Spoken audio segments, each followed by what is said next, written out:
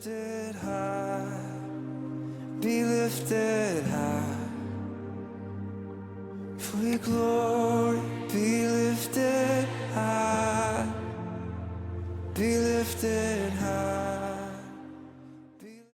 방지일 목사님의 이제 생애를 제가 보니까 크게 이제 한 4가지 정도로 생각해 볼 수 있었던 것 같아요. 하나는 이제 태어나서부터 이제 전도사 생활을 하는 그 시절까지, 그리고 이제 목사 안수를 받아서 중국의 선교사로 가시는 그 21년의 시간이 있고, 그 다음에 이제 영등포교회 담임 목사로 21년 동안 섬기셨고, 그 이후의 삶이 이제 있습니다. 그래서 4단계 정도로 제가 같이 보기 원하는데, 연역이에요. 출생해서 전도사로 하는 시절에 이제 평복 선천에서 태어났습니다. 그러니까 평양과 중국의 단둥시 사이에 있는 지역이거든요. 그 선천시에서 선천군에서 출생을 했고 1911년에 이제 태어나셨죠. 그다음에 선천 신성학교를 졸업하고 여기가 중학교 개념입니다. 그다음에 정오리 교회를 중학교를 다니면서 개척하셨어요. 그래서 신기하죠. 이 부분은 조금 이따 같이 보겠습니다. 그다음에 그 31년에 월간 계잘시를 창간하셨고 이제 평양 송실대학 연봉과를 33년에 졸업하시고 장대현 교회 전도사로 계시다가 그 기간 안에 이제 같이 그 평양 장로의 신학교 대학교를 다니신 거죠. 그리고 졸업을 하시고 목사 안수를 받고 이제 평양로에 소속이 되십니다. 이게 이제 삶의 첫 번째 파트시고, 그 다음에 이제 선교사로 중국에 파송을 가시죠. 그 다음에 21년 사역을 하시고 홍콩을 경유해서 귀국을 하십니다. 그리고 이제 영등포 교회 부임을 하시고요. 되게 많은 사역들을 하셨죠. 그리고 78년으로 알고 있는데 그 이제 넘겨드리고 어제 19년 맞나? 그 다음에 그 담임 목사직을 넘겨드리고 원로 목사로 이제 추대 받으시면서 그 다음 사역들을 준비하시고, 그 이후에 이제 되게 많은 상들을 받으셨는데 또 이 기간 동안 또 세계 선교를 열심히 하셨고, 또 2014년 10월 10일에 하늘나라로 부르심을 받고 소천하셨습니다. 그래서 태어난 지역이 이제 그 평양에서 단둥시까지, 이 평양에서 단둥시다 보면 이 중간에 선천군이라는 곳이 있어요. 그래서 이제 여기서 태어나셨고, 여기 할아버지 박만준 님이 계시고, 여기 방효원 목사가 아버님이시고, 그 다음에 방질 목사님 아들, 그리고 이제 손자죠, 방소님이 계시고, 그래서 가족 사진을 이제 이렇게 쭉 한번 보여드리는데, 일제 그 강점기 시기에 그 이북에 거주했었는데, 이 할아버님이 어떤 분이셨냐면 그 전통적인 집안의 3대 장손이었어요. 그래서 그 마을이 이제 같이 또 그렇게 사람들이 살면 우리 마을에 예수 믿는 사람이 나왔다 하면 이제 마을의 전통을 깬다 막 이래가지고 막 핍박하다. 그 어떤 자료를 뒤져보면 딸들을 막 인두로 막 지지고 막 약간 신앙을 믿지 말라고 이런 일들도 있었다고 하더라고요. 그래서 그게 이제 뭐 방지 목사님 가족에서 이랬다는 게 아니라 그 당시에 문화가 그렇게 이제 강했다라는 약간 그런 있었는데, 그래서 이제 핍박을 받아가지고 고향에서 이제 추방돼요. 그래서 아브라함도 아닌데 본토 지체 아비집을 떠나듯이 이렇게 나오십니다. 그래서 그 믿음을 굳건히 지키면서 사셨고, 그 아버지 이제 요산 방효원 목사님은 이 믿음을 이어받아가지고 신성학교 1회 졸업생으로 가시고, 이제 평양신학교를 거쳐서 목사가 되시고, 그래서 어떻게 보면은 방질 목사님의 학교 선배님이세요. 그래서 다니시던 학교를 그대로 방질 목사님이 다니셨고, 방질 목사님이 이제 5살 되던 해, 그러니까 방질 목사님도 장남인데 되게 일찍 가셨죠. 초기 중국 선교사로 이제 가셨습니다. 그래서 아버지가 이제 중국 선교사로 나가셨고, 어머니는 방질 목사님을 이제 낳으시고 얼마 되지 않아서 돌아가셨어요. 그래서 저부모님 슬하에서 자라서 그 할아버지와 함께 이제 한 방을 쓰면서 되게 할아버지의 신앙의 유업들을 많이 받았다라고 이제 얘기하고 있습니다. 이렇게 시간이 많이 가면 안 되는데. 그다음에 이제 평양 숭실학교 입학했던 모습이고, 이때 당시 나이가 19살이었어요. 19살에. 그러니까 저희가 신성중학교라고 하면 저희 중학교 나이가 아니라 이제 19 저희들 거의 대학교 들어가는 나이인 거죠. 그다음에 이때 이제 믿음의 친구 김진홍 목사님을 만나게 됩니다. 근데 당시에 이제 김진홍 목사님은 26살이었어요. 그러니까 7살 차이 나는데 같은 학교에서 공부하신 거죠. 그래서 13년간 동창 생활을 하셨던 거고, 이때 이제 되게 재밌는 구절이 있는데, 이 자료를 보면서 방지 목사님이 뭐라고 하셨냐면, 이때는 우리 학교에서 삼강오륜을 예의를 가르쳤는데 지금은 안 가르치나 보다. 약간 이런, 요즘은 학교에서 이런 건 안 가르치나 보다라는 한마디를 남기셨습니다. 네. 그래서 100세 어르신이 봤을 때 좀 요즘의 그런 모습들이 어떻게 보이는지 살짝 이렇게 볼 수 있는 모습이고, 그다음에 이제 평양술길학교를 다니면서도 그 학위 전도회, 예. 그래서 여름에 그냥 이게 전도를 하러 가는 거예요. 그래가지고 여름 한철 전도하고 돌아와서 가을에 보고하는 학교 다니는 친구들이랑 같이. 그러니까 이런 여름 방학에 또 이런 거의 교회에서 하는 듯한 그런 훈련들이 이제 같이 학교에서 이루어지고 있었습니다. 그 당시 시대 상황이 이렇게 선교하셨던 선교사님들이 학교를 세우고 또 믿음을 가르치는 이런 일들이 같이 병행되고 있었다라는 것들을 저희들이 같이 보면 좋을 것 같고, 그거를 이제 잘 배우셨어요. 그래서 잘 배우셔가지고 이제 성실학교를 다니면서 이 자전거 타고 20리 밖까지 간 거예요. 그래가지고 아이들한테 노래를 가르치고 아이들한테 한글을 가르치면서 이제 초청한 거죠.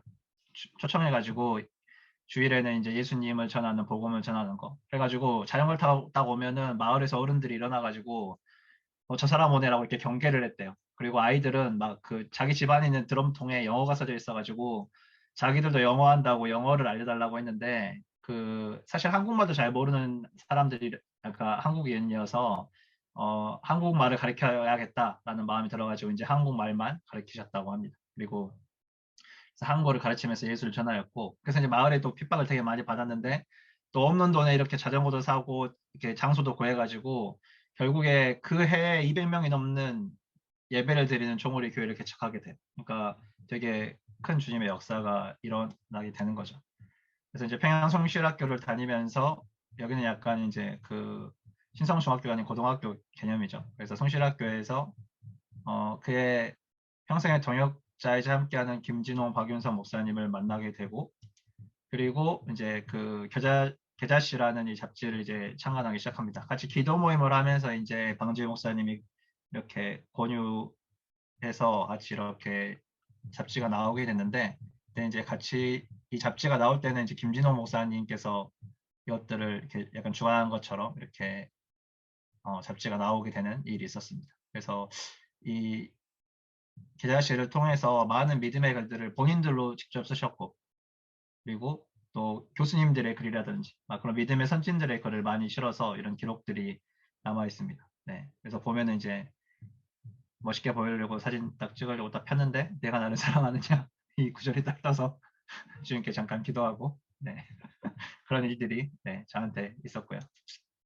그래서 이게 그냥 단순히 믿음의 글만 실었다라는 게 아니라 이제 홍 목사님께서 이 부분을 어떻게 표현을 하시냐면 단순히 믿음의 사건뿐만 아니라 만보산 사건이라든지 주기철 목사님의 설교인 일사각오를 게재하면서, 그러니까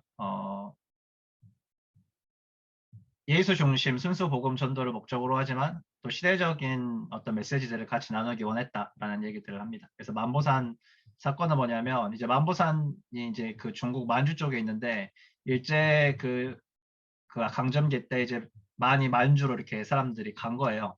근데 그 마치 그 만주에서 이제 한국 사람들이 원래 중국 땅인데 이제 거기서 그 땅을 이렇게 빌려서 임대하는 식으로 소작을 하려고 하니까 핍박을 했다라고 보면은 여기 일본 관동군이 조선일보한테 과장된 허위 사실을 전합니다. 근데 이게 진짜인 줄 알고 조선일보에서 보도를 해버려요. 그래가지고 우리 민족이 또 이렇게 약간 분노해가지고 중국 사람들을 공격하러 갑니다. 그래가지고 실제로 이 오른쪽에 보이는 화면이 공격을 하러 간 상황이고, 그래서 사망자랑 부상자가 120명, 393명 이렇게 많은 피해가 났죠. 그래가지고 이제 이게 너무 잘못된 보도라는 게 나중에 밝혀지고, 그래서 나중에는 사태를 수습하기 위해서 위로금도 거치고 이 만보산 사건이 통해서 이제 일본에 대해서 사실 둘 다 적대심이 이제 극도화돼가지고 한중이 오히려 이렇게 협력하는 이런 일들로도 발전이 됩니다. 그래서 이거를 이제 방지일 목사님께서 어떻게 얘기하셨냐면 그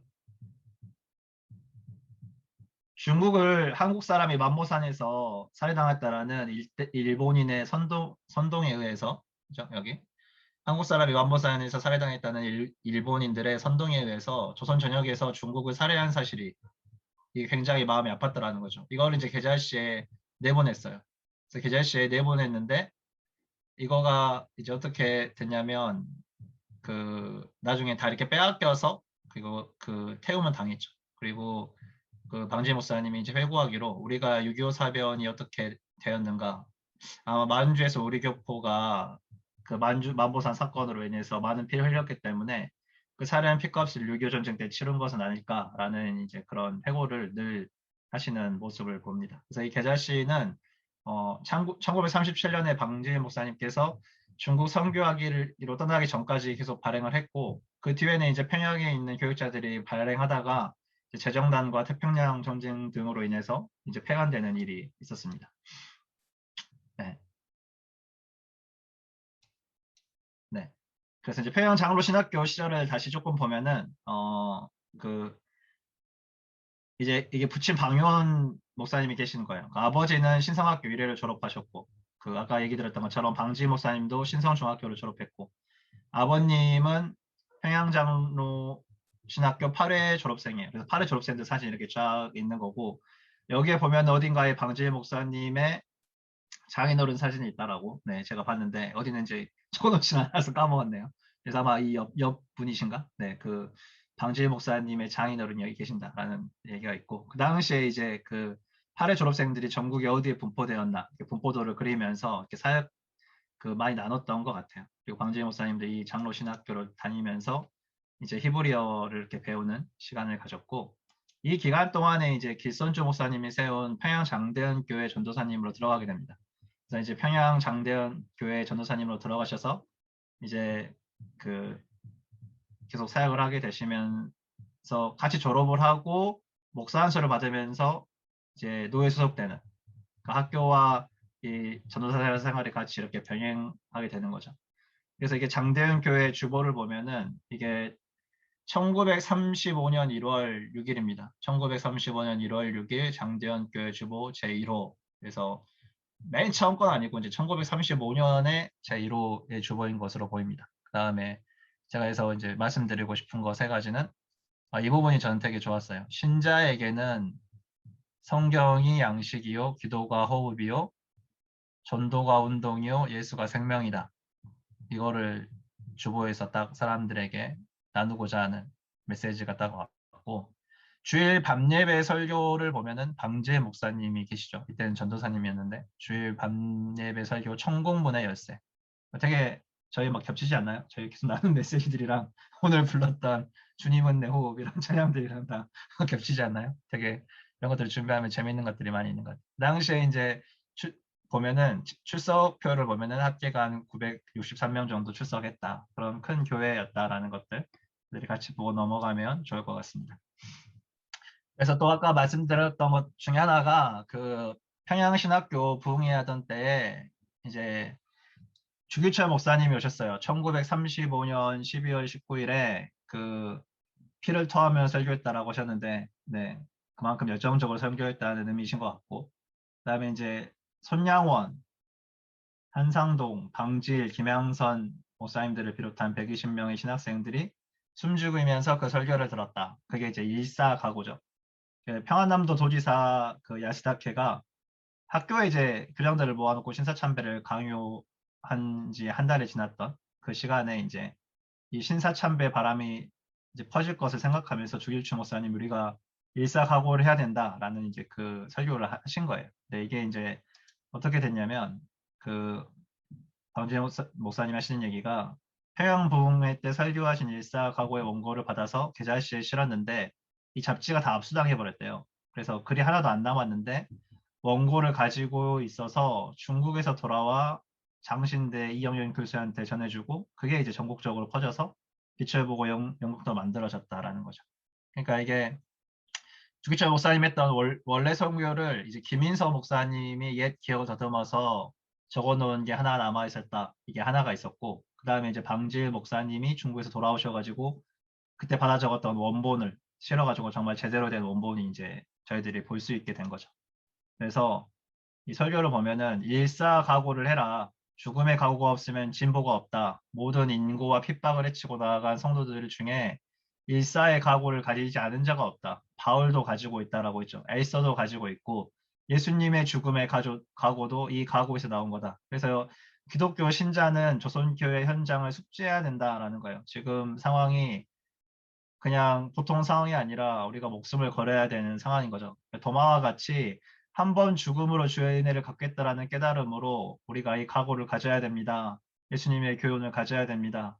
너희가 내가 마실 잔을 마시겠느냐라고 하는 그 각오를 가져야 됩니다. 왜냐하면 이제 그 일사의 각오를 다져야 되는 이유가 신사참배를 요구하는 그 강한 압력들이 우리들한테 올 거기 때문에 우리가 이 목숨을 건 믿음의 각오를 가져야 됩니다라는 얘기를 지금 하고 있는 거죠. 그래서 이 메시지를 먼저 했고 두 번째는 죽은 이후에야 우리에게 영원한 생명이 있다라고 얘기하고 계시는 거예요. 그래서 선교자들의 피로야 교회 건설에 천국의 생이 있다라는 거죠. 예수님의 피로 말미암아서 우리가 부활을 얻게 됐다라는 부분에 대해서 우리가 죽음을 무서워할 게 아니라 죽음의 각오를 하고 우리의 죽음으로 말미암아서 이 부흥과 생명 운동을 말할 수 있다라는 거죠. 이것을 가지기 전에는 이런 얘기를 꺼내지도 말라라는 얘기를 하는 것입니다. 그래서 이 민족 중에 굶어 죽는 자, 죄에 신음하며 최후의 비명소리를 듣는 자, 천대와 멸시의 짓밟힘을 받아야겠다라고 말씀하시면서 우리의 생명까지도 주겠다라고 했던 그 바알의 마음을 우리가 가져야 된다라는 것이죠. 이 죽은 이후의 삶을 바라보라는 거. 세 번째는 자기를 죽이지 않고 하늘의 상쾌를 맛보지 못한다라는 것. 그러니까 천국의 영광을 위해서 죽은 자들의 비밀을 이제 아까 말씀했는데 그게 다른 사람이 아니라 자기가 이것을 감당해야 된다라는 거죠. 그래서 우리가 이 여기 앉은 120여 명이라고 했죠. 100여 명의 일사각오를 가지고 이 강산의 방방 곳곳 산산이 퍼지는 것에 고난과 환란이나 기근이나 핍박이나 무생명을 살게 하는 거룩한 순교의 죽음이 우리를 당하랴. 그러니까 이 말씀이 로마서의 말씀처럼 어떠한 것도 주님의 사랑에서 우리를 끊어낼 수 없으니까 이 죽음도 이 앞으로 우리에게 다가올 신사참배로 말미암아 많은 고통과 죽음도 우리를 주님의 사랑에서 끊어낼 수 없고 우리가 이 거룩한 순교의 죽음을 능히 담당해낼 믿음을 지키고 죽음의 삶을 바라볼 그러한 각오를 해야 된다라는 이 말씀을 나눠 주셨습니다. 그래서 이제 그런 것들을 이제 방지 목사님이 계절시에서 실었다라는 얘기들을 이제 홍 목사님께서 적어내신 거죠. 이 시대적인 각오들도 같이 나눴다는 거. 그러니까 이게 굉장히 중요한 것 같아요. 많은 자료들을 기록하고 나누고 이런 일들이 또 방지 목사님의 귀한 사역이었던 것 같습니다. 그래서 중국 선교사로 이제 파송하시던 시절에 친구 박연서 목사님은 같이 이렇게 동창이었잖아요. 먼저 유학을 갔어요. 웨스트민스터로 유학을 갔고 김진성 목사님도 이제 같이 그 웨스트민스터 학교로 그 진학을 하려고 준비를 다 마쳤는데 친구들은 다 가는데 이제 본인은 총회에서 부름을 받은 거예요. 그래가지고 중국 산동성으로 파송을 받고 이제 가야겠다. 그러니까 이 유학 준비를 다 해놨던 거를 이제 마무리하고 그냥 이렇게 돌아오게 됩니다. 그래서 김인서 장로님이 평양역에 중국 사람이 되라라고 이렇게 현수막을 걸어놔서 방지 목사님이 이제 그 현수막을 보고 1937년 4월 28일에 평양에서 이제 산동 쪽으로 길에 떠나죠. 그 떠나가는 길에 아까 제가 보여드렸잖아요.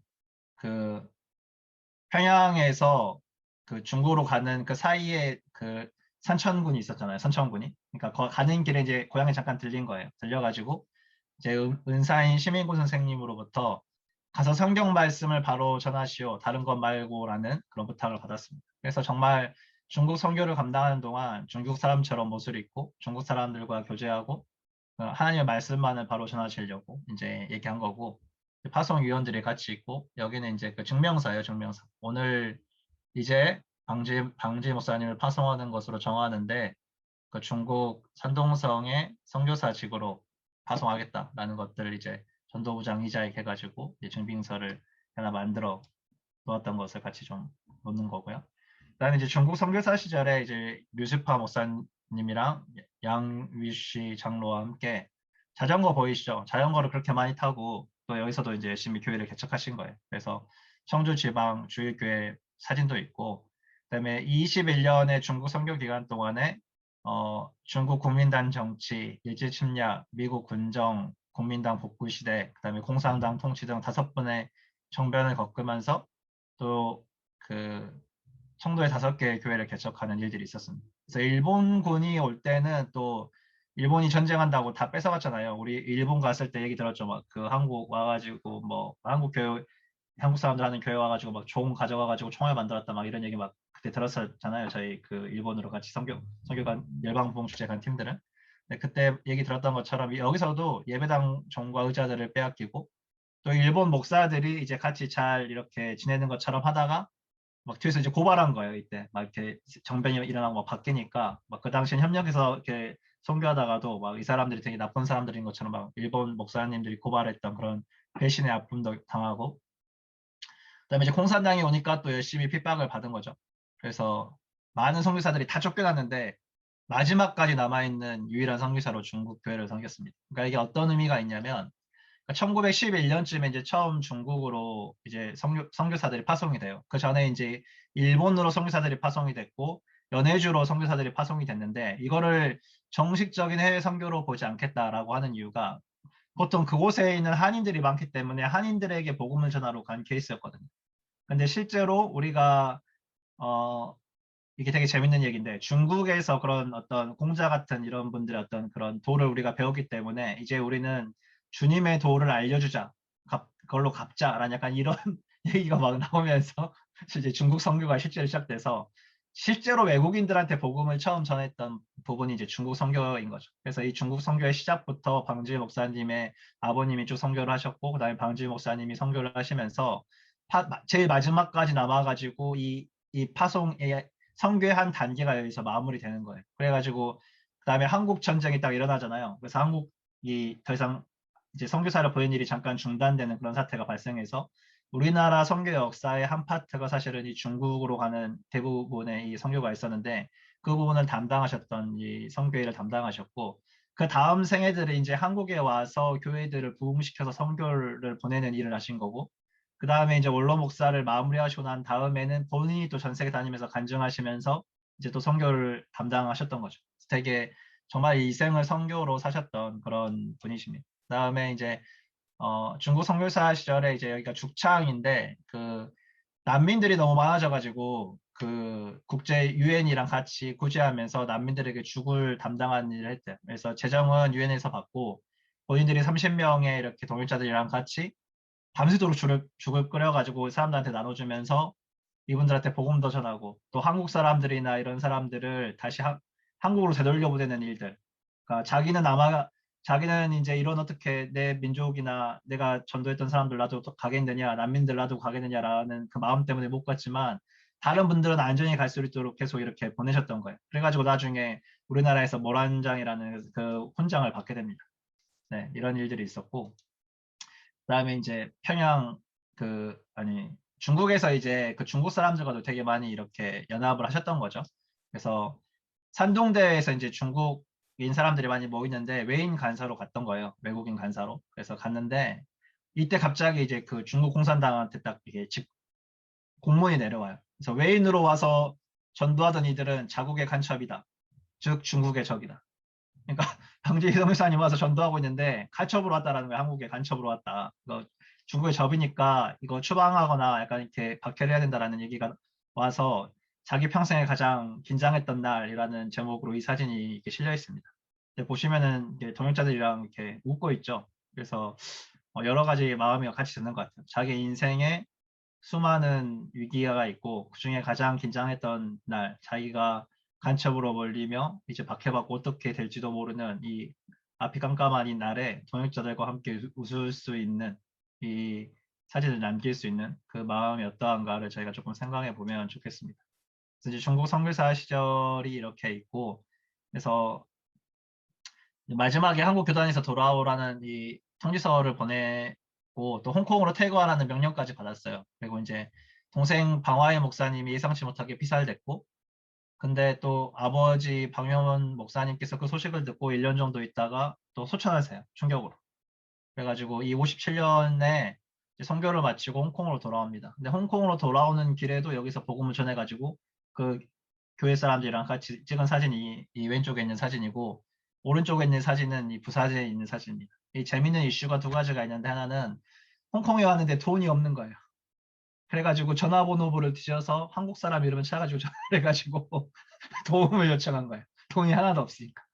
그리고 부산에 왔을 때는, 부산에 딱 왔는데 이제 검사관들이 자기 짐을 이렇게 검사하잖아요. 근데 또 짐을 다 누가 훔쳐갔대요. 그래서 잊어버렸는데 몇 개 안 남은 짐 중에 성경책에서 검사해 보니까 그 안에 그 당시 중국 화폐로 20만 원인가 있었는데, 그게 그 중국 사람 한 가족이 한 달간 먹고 살 수 있는 돈이었대요. 그래서 이 돈은 어디서 왔냐라고 얘기했는데 자기는 모르겠다.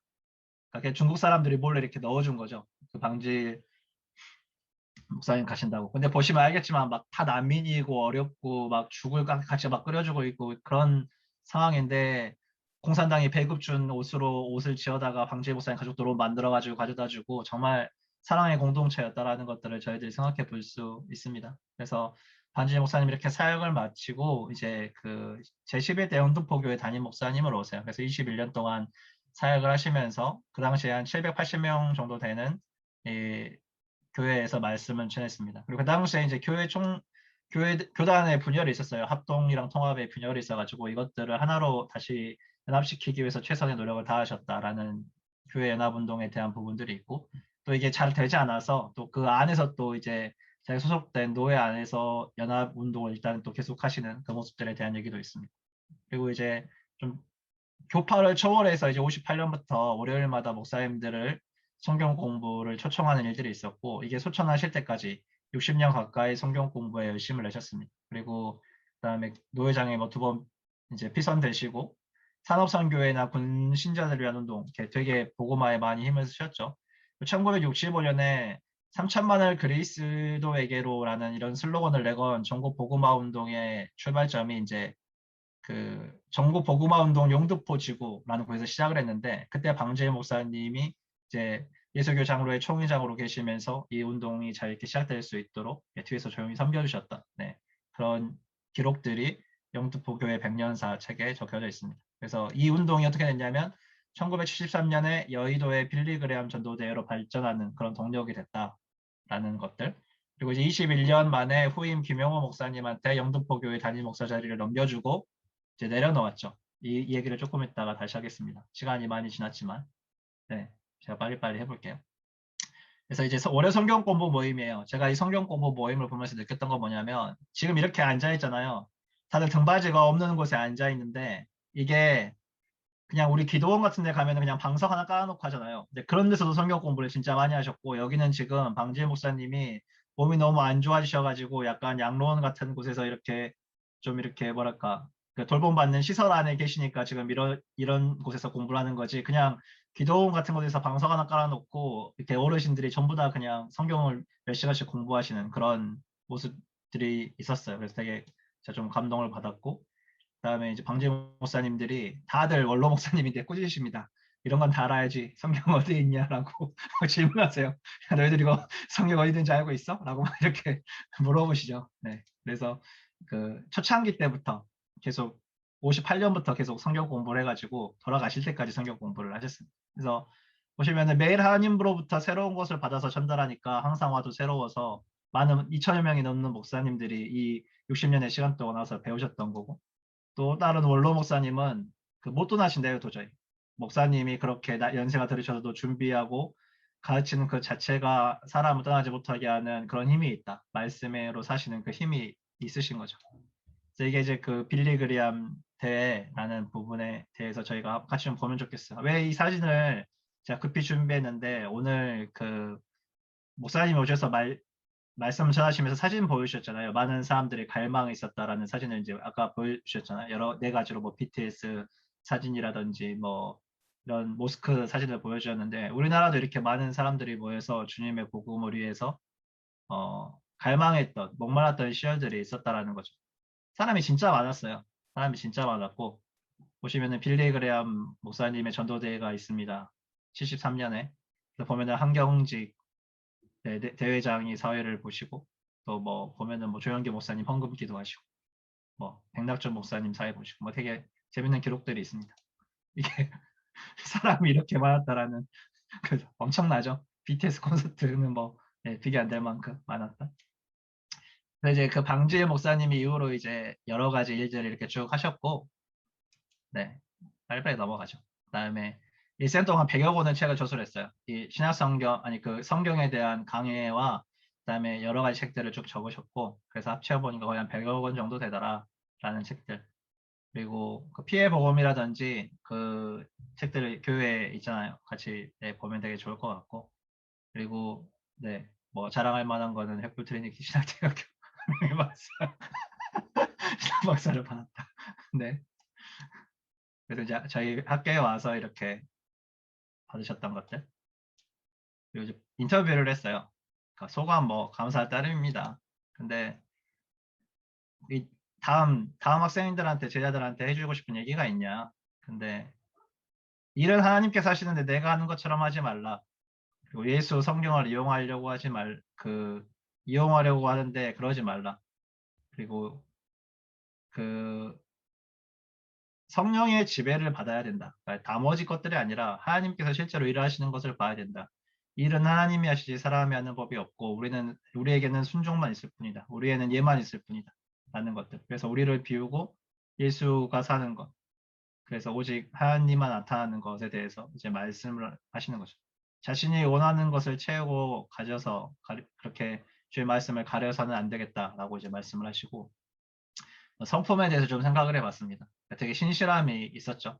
21년간 중국 선교를 하고 정어리 교회를 개척하고 또 정말 말도 안 되는 그런 젊은 나이에 교회를 개척하고 성경 공부 모임을 시작하고, 이 신조가 정말 멋있죠. 달아 없어질 자 녹슬지 않겠다라는 신조가. 그리고 겸손하신 분, 예수님 믿는 믿음이란 자신을 없애는 것이다. 그 다음에 자기 뜻대로 하는 것은 창조주의 질서를 파괴합니다. 그러니까 하나님의 뜻대로 성령께서 지배하도록 해야 된다라는 게 뜻인 거예요. 이 대중들이 자신보다 크다라는 이 얘기는 뭐냐면, 그 설교를 하시는데 100세가 돼서도 덜덜 떠시면서 이렇게 강단에서 180분 이렇게 강의를 하셨대요. 왜 강의를 앉아서 안 하시고 몸이 너무 불편한데 지팡이 짚고 다니시는데 왜 그렇게 하시냐라고 물어봤더니, 내가 지금 100살이 넘었지만 여기 앉아있는 대중이 4, 50대면 두세 명만 모여도 나보다 나이가 많으니까 이 대중들은 나보다 더 큰 사람들이다. 근데 내가 어떻게 앉아서 살 수 있겠냐라고 서서 복음을 전하셨다라는, 그러니까 하나님 앞에서 겸손함, 사람들 앞에서의 겸손함을 같이 이렇게 가지고 있다라는 거죠. 그래서 또 이런 것들, 인생의 말씀이 여호와께서 우리를 위해 싸우신다. 너희는 가만히 있어. 그 말씀을 이제 인생의 말씀이다라고 한번 인터뷰를 하셨던 것이 있고, 또 되게 청빈한 삶을 사셨어요. 그래서 계좌시 같은 거 다 막 손으로 쓰고 할 때 돈 들었겠죠. 그리고 교회 개척할 때 돈 들었겠죠. 편지 봉투에다 또 말씀을 적어가지고 우체부들이 말씀 보고 예수 믿도록 전했고, 전화번호부 보고 한국 사람들한테 한국말로 복음 전하고 일본 사람 이름 있으면 전화해서 일본말로 복음 전하고, 그 전화비도 엄청 들었겠죠. 그리고 그 전봇대마다 붙였대요, 전도지를. 오직 성경 말씀으로만 전도지를 만들어가지고 붙였대요. 근데 그것도 돈이 진짜 많이 들고 많이 힘들었었다라는 얘기를 하셨고, 네. 그리고 아까 말씀드렸던 것처럼 뭐 너무 가난하게 사시니까 중국 신자들이 자기들 옷 지어 입어야 되는 천 가지고 배급받은 천 가지고 옷을 지어다 갖다 주시고, 홍콩 그 유엔에서 봤잖아요. 죽창 운영하라고 돈 줬는데 본인이 정작 나올 때는 홍콩 통치할 때 돈이 한 푼도 없었던 거예요. 정말 그 받은 그대로 다 사람들을 섬기는 데 사용하셨던 것들, 제가 이제 볼 수 있었던 거, 네, 그런 것들을 이제 같이 좀 나누고 싶었습니다. 그리고 이제 이 관계가 또 너무 좋은 관계들을 가지고 있어서 할아버지와 스승과 동역자, 제자의 관계가 끊임없이 이어지는 좋은 관계. 그리고 한국에서는 많은 날은 하루에 20여 세도 신방할 정도로 되게 열정적으로 사랑하셨대. 그래서 또 어떤 성도들이건 다 와서 누구나 와서 성경 공부할 수 있도록 목회자들 성경 공부 말고 또 다른 성경 공부를 또 해주셨다라고 이제 얘기하시고, 그다음에 이제 박춘호 권사님 이야기가 있는데, 이 부분은 집에서 일하는 가정부셨는데 예수 싫다고 도망갔대요. 나중에 후에 예수님 믿고 돌아오셨는데 지금은 경주에 사시는데 신방 가신 거예요. 또 인터뷰 도중에. 그래가지고 가서 그 가족들 다 알고 있고 딸처럼 지내고 있고 이런 걸 모습을 보면서 그냥 한 사람 한 사람은 진짜 사랑으로 섬겼구나라는 것들이 있습니다. 네, 뭐 격선덕회건 넘어가고, 가족 신앙 수련회를 이제 보여드리면 그 방주혜 목사님께서 이렇게 믿음으로 사시니까 이렇게 이 가족들이 다 믿음으로 사는 것 같아요. 그래서 딸 방선혜 씨가 이제 1969년 11월에 소천을 하셨어요. 근데 한 주일에 두세 번씩 아버지한테 편지를 보내서 소식과 기도 제목을 전했다. 그러니까 되게 아빠와 딸의 관계도 돈독했다라는 거죠. 그렇게 신앙생활 열심히 하심에도 불구하고. 근데 딸이 먼저 보내서 너무 슬퍼서 1년 동안 이제 되게 힘드셨는데 그 사이에도 말씀을 전하셨어요. 그리고 1년 만에 책을 내신 게 성도의 생활이라는 책이에요. 성도가 어떻게 구원을 받는가, 죄사함은 무엇인가, 성도에게는 한 천국에 있다. 이 메시지를 전하시고 제일 마지막 페이지에 네, 할 수 있는 대로 선고를 외웠다가 보지 않고라도 머리에 띄우기라도 하고 묵상을 하게 되어야 성도다운 생활을 할 수 있다. 그러니까 성경 구절을 외워야지 우리가 안 봐도 갑자기 머리에 생각나서 그대로 묵상도 하고 행동도 할 수 있다는 거죠. 성경을 몸에 지니지 않고는 행동을 못하는 줄 알아야 된다. 이렇게 내가 살면 자연히 내 집이 말씀에 살게 되는 것이다. 그래서 이제 이 딸을 기념하는 책에서 제일 마지막 문단이 이거예요. 이렇게 내가 살면 자연히 내 집이 말씀에 살게 되는 것이다. 그래서 이 성도의 삶을 살았던, 그러니까 딸도 천국에 가 있다라는 것과 본인도 그렇게 성도의 삶을 살았기 때문에 가족들이 그렇게 성도의 삶을 살았다라는 것. 되게 여러 가지의 마음들이 여기서 잘 담겨 있는 그런 책인 것 같았습니다. 네. 읽으면서 은혜를 좀 많이 받았고, 그다음에 비전이 계절시에 담긴 비전이 있고 뭐 눈물의 기도를 많이 하셨죠. 그래서 고생은 하나님 옆에 가는 사역달이고 고생할 때 눈물이 있기 마련인데 그 눈물 속에 오색 영롱한 무지개가 있어서 내게 약속하신다. 주님이 마지막 날에 그 눈물병을 다 담아서 보여주실 것이다라는 그 천국에 대한 소망이 있었고 자기가 이 눈물의 이 기도를 하는 단계가 욥에서부터 출발해가지고 뭐 쭉 단계가 있는데 이 욥이라는 단어를 어디서 쓰냐면 아까 그 성도의 생활이라는 책이 있었어요. 딸을 잃어가지고 내가 그 욕과 같은 상태가 됐다라는 그 얘기가 딱 나오던데 되게 나이 드셔서 이 나의 눈물을 주의 병에 담으소서라는 그 얘기를 쓰면서 그 단계를 적을 때에 그 욥이라는 단계를 제일 먼저 쓰는데 그 부분이 그 딸의 죽음과 이렇게 연결되어 있는. 그리고 또 우리의 마음이 정말 눈물로 기도해야 된다라는 것들을 이렇게 쭉 얘기하는 것이 있습니다. 보고마운동 연합운동 하셨고 이 계자씨를 보면은 이게 창간 후 일면에 방진 목사님이 직접 참관한 창간사가 있어요. 이게 이제 그 겨자씨예요. 되게 작죠. 그리고 이게 자라면 이렇게 새들이 와서 쉴 수 있는 크기가 됩니다. 그래서 겨자씨, 적은 겨자씨, 보이지도 않을 만큼 적은 겨자씨. 네, 그러나 위대한 힘을 가지고 있는 겨자씨는 다만 땅 속에서도 양기를 받는다는 거죠. 위대한 힘은 터지는 것이며 자라는 것이다. 위대한 힘의 잠재한 동시에 이미 땅 속에 묻힌 바 되었고 양기를 받고 있으니 이야말로 잠재한 힘이 그 마르지 않을 것이며 힘 있는 용기를 낼 때가 그렇지 멀지 않았다. 그러니까 몇 주 전에 홍 목사님이 설교 때 말씀하셨잖아요. 100세 때 방주혜 목사님이 장축체육관에서 한국의 기독교 청년이 4%밖에 안 된다. 숫자가 중요한 게 아니라 하나님 말씀을 분명히 믿고 말씀대로 사는 몇 사람만 있으면 하나님 나라는 다시 일어설 수 있다. 라는 그 얘기를 이제 1시간 동안 설교하셨다라고 장축체육관에서 이제 그 나라의 임하옵시며 집회에 대해서 이제 말씀을 하셨는데 그 메시지가 이제 방주혜 목사님의 삶에 담겨 있는 것 같아요. 처음 시작할 때도 그러한 본인이 그 말씀 가지고 가서 정오리 교회를 개척했던 거, 우리나라가 그렇게 암흑기에 있는데 성교사님들이 말씀을 가지고 와서 부흥을 경험했던 거, 또 성교하고 돌아와서 한국 교회가 그의 말씀으로 이렇게 부흥하는 것들, 이 말씀의 힘을 온전히 믿고 사셨던 그런 비전을 가지고 계셨던 분이시고 성경 쓰기 운동에 대한 되게 재밌는 생각을 가지고 계셨어요. 그래서 최근 성경 쓰기 운동이 교회적으로 많이 일어났다는 소식을 듣는다. 이 최근은 저희가 생각하는 최근이 아니죠. 되게 옛날 최근이에요. 옛날 최근. 어떤 장로는 12번을 썼다. 뭐 이런 얘기 있는데 마지막에 이런 얘기가 있습니다. 뭐 다른 나라에서도 성경을 쓰는 사람들이 있어서 손으로 쓴 성경 박람회라도 개최하면 세계 교회에 기여하는 바가 크리라. 성경을 토대로 기초로 한 교회 성장이 기하여야 할 것이다. 되게 성경 중심적으로 사셨다라는 것들을 많이 말씀드리고 싶습니다. 그다음에 이제 이때 그 주보에 기도 제목을 쓰셨어요. 1963년에 부흥케 하옵소서라는 기도 제목을 처음 정하셨고 64년에 기름을 더해 주셔서 65년에 피아를 살자 67년에 66년에 맞죠? 4, 5, 6이니까 십자가를 지고 67년에 골방에 들어가서 한 생명을 주께로 이렇게 막 그 기도 제목을 그 주보에 싣고 주보가 단순히 이렇게 순서만을 전하는 예배 순서만을 이야기하는 게 아니라 성도들의 소식도 나누는 이런 많은 일들을 하게 됐습니다. 네, 그래서 보시면은 이게 설교 목록이거든요. 설교 목록이 딱 보면은 63년에 방금 보셨죠? 부흥케 하옵소서라는 제목이 있고 64년이 기름을 더해 주소서라고 하면 63년에는 부흥으로 52주를 다 설교를 하신 거예요. 그다음에 64년에는 기름 하면서 설교를 다 하신 거예요.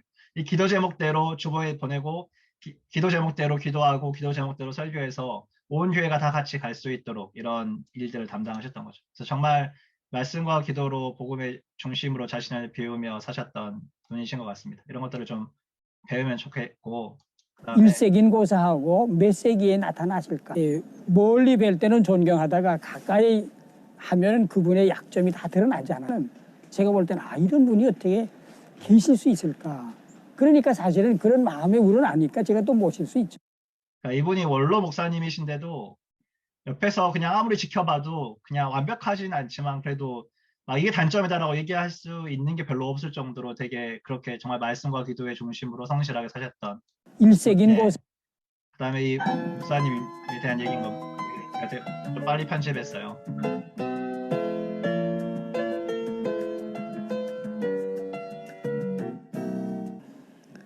구원의 역사에는 인간의 몫은 없다. 내 한평생 7, 80년을 단을 지켰다고 하지만 내 몫이 끼워지는 것은 하나님의 성역에 오선될 뿐이에요. 나의 나된 것은 하나님의 은혜로 된 것이라. 누구보다 내가 많이 수고했지만 내가 한 것은 아니요 오직 영이 하실 뿐이다. 그래서 이분이 이제 그 말씀을 전하시면서 나눴던 얘기가 저희들한테 나누어주고 싶었던 늘 인터뷰를 하시는 얘기. 정말 예수님밖에 없다. 예수님만 드러낸다. 하나님만 나타내야 된다라는 얘기입니다. 이게 이제 집회 사진인데 마지막 페이지예요. 엄청 길었죠. 네, 들어주셔서 감사하고 이 얘기를 이제 나누고 마치고 싶은데 뭐냐면 최근에 제가 인터넷을 보고 있는데 여기저기 2021년 워십 투어라는 사진들이 막 나오고 있어요. 근데 딱 보니까 되게 열받고 이렇게 질투나고 싫더라고요. 그래서 하나님 예배 받는 건 되게 좋은데 우리나라도 모여서 이렇게 같이 집회하고 주님을 찬양하면 좋겠다. 근데 이제 백신 맞은 미국에서 먼저 이렇게 집회들이 막 벌써부터 일어나고 있어요.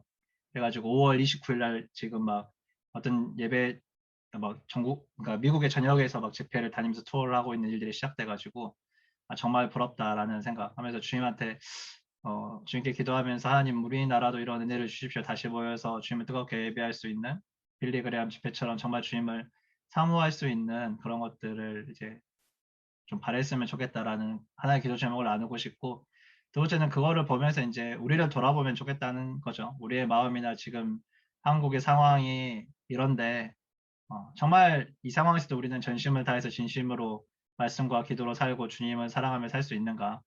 또 그 우리 안에 주의 말씀이 계달씨처럼 심어져서 자라나서 열매 맺을 수 있는가? 이 땅에 다시 한번 그런 말씀과 부흥의 일들이 일어날 수 있을까? 네, 그런 것들 같이 꿈꿔봅니다. 그리고 마지막으로 우리 다음 세대들과 그 북한에서 이제 같이 이렇게 부흥의 물결들이 내려오잖아요. 우리가 다시 남한과 북한이 함께 주님을 찬양할 수 있는 그런 일들을 우리가 소망할 수 있을까? 그러한 믿음으로 우리가 같이 살면 좋겠다라는 것들, 또 믿음의 선지를 통해서 많은 것을 배우는 시간이 됐으면 좋겠습니다. 네, 그래서 우리 같이 기도하시고 또 계속 기도인도 해주시겠습니다. 네, 잠깐 같이 기도할게요. 좋으신 아버지 하나님 감사합니다. 우리의 삶의 모든 영역 가운데 주님의 말씀과 주님 기도로 우리가 살아갈 수 있도록 주여 도와주시고, 하나님 우리 안에 다시 한번 간절한 바람을 주십시오. 간절한 소망을 주십시오. 주의 말씀이 우리 마음 가운데 뿌리내려서 60배, 100배 열매를 맺을 수 있고 이 나라를 바꿀 수 있고 주님 이 땅을 바꿀 수 있고 주님 우리 다음 세대들을 바꿀 수 있고 주님 남한과 북한의 이 모든 상황들을 바꿀 수 있으며 열방 가운데 주님 마땅히 예배받으실 주님의 그림이 높아지는 일들이 주님 저희를 통해서 역사하시는 우리 주님의 영을 인하여서 아버지 이루어지기를 간절히 기도합니다. 그래서 우리의 된 것이 전혀 없고 오직 우리 주 예수 그리스도의 이름만이 주님 모든 이름에 뛰어난 이름이 되는 그러한 나라들 될 수 있도록 주님 저희를 사용하여 주시옵소서. 감사드리며 예수 그리스도의 이름으로 기도하였습니다. 아멘.